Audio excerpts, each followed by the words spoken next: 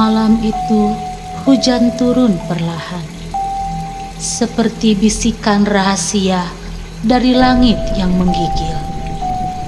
Udara di desa Seruni terasa lebih dingin dari biasanya. Kabut menggulung lembut di antara pepohonan dan rumah-rumah tua yang sudah mulai ditelan waktu. Di salah satu sudut desa berdirilah sebuah rumah peninggalan zaman Belanda. Bangunannya kokoh namun usang, dihuni oleh seorang gadis bernama Nadine. Seorang pelukis yang baru saja pindah dari kota. Ia mewarisi rumah itu dari neneknya yang meninggal secara misterius. Tepat di depan sebuah cermin antik yang terpasang di ruang loteng. Nadine menyukai tempat itu karena tenang. Ia percaya di tempat sunyi, kreativitas bisa mengalir lebih jernih. Tapi sejak malam pertama ada yang aneh. Setiap pukul 2 pagi terdengar suara bisikan pelan. Nadine, lihat aku. Awalnya ia mengira itu suara angin, tapi bisikan itu selalu datang dari arah cermin di loteng dan selalu menyebut namanya dengan jelas. Suatu malam, Nadine memberanikan diri naik ke loteng saat jam menunjukkan pukul 2 dini hari.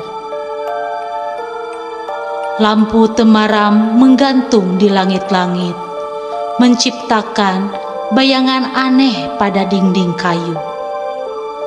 Berdiri di depan cermin besar berbingkai emas yang tampak tak sepadan dengan kondisi rumah yang lain.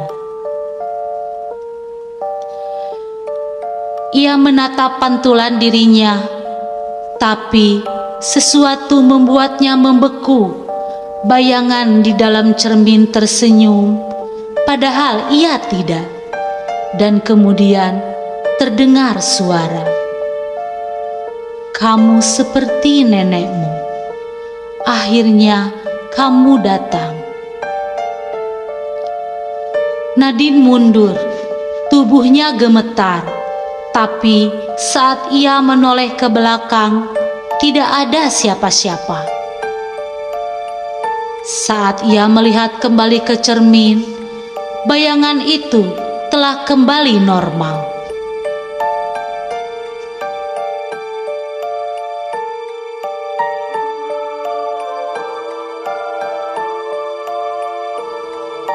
Besok paginya, Nadine mencari buku harian neneknya yang katanya pernah disembunyikan. Ia menemukan sebuah kotak kayu di bawah papan lantai loteng.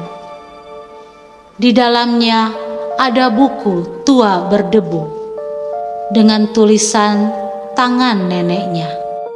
"Cermin itu bukan milik kita. Itu milik mereka. Aku mendengar suara sejak muda. Aku nyaris tidak bisa tidur. Tapi yang paling menakutkan adalah suatu malam aku melihat diriku keluar dari dalam cermin dan berdiri di belakangku."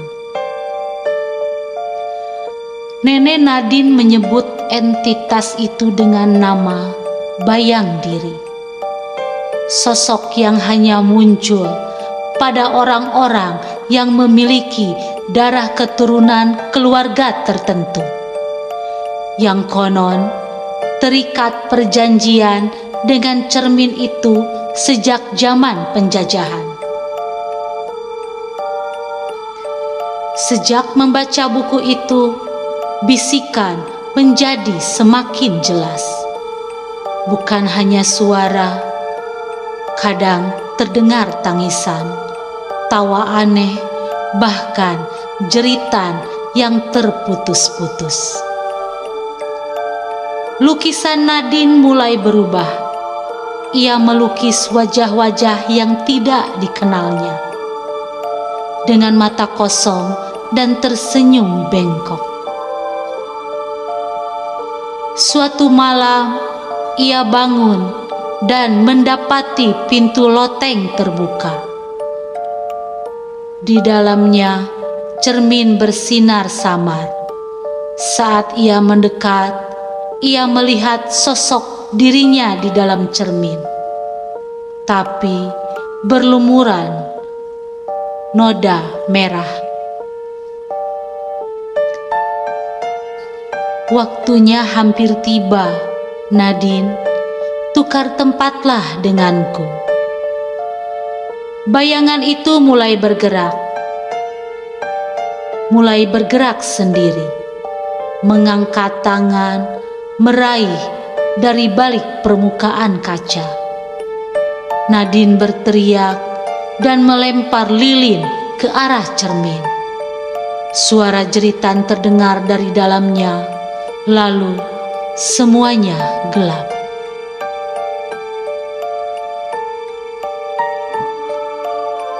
Nadine memutuskan untuk menghancurkan cermin. Ia mengambil kapak dari gudang, tapi sebelum ayunan di pertama mendarat, ia mendengar suara neneknya. "Jangan hancurkan, itu tak akan membebaskanmu. Kamu harus menghadapinya. Jangan takut. Tatap dirimu dan tolak dia." Nadine berdiri diam. Ia menatap dalam ke cermin, menarik nafas dan berkata lantang, "Kau bukan aku bukan milikmu. Kembalilah ke tempat asalmu." Bayangan itu menjerit, cermin bergetar, retakan mulai muncul, seperti jaring laba-laba, lalu pecah dan suara-suara itu menghilang.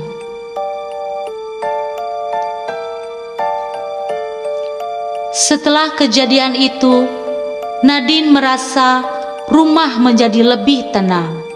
Ia bisa tidur, lukisannya kembali normal. Tapi satu hari, saat membersihkan pecahan cermin, ia menemukan sepotong kecil kaca yang tidak pecah.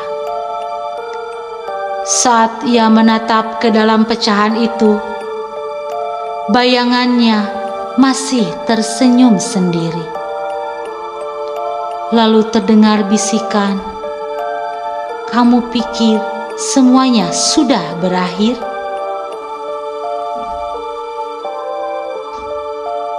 Cermin mungkin sudah pecah, tapi bisikan di balik cermin tak pernah benar-benar hilang.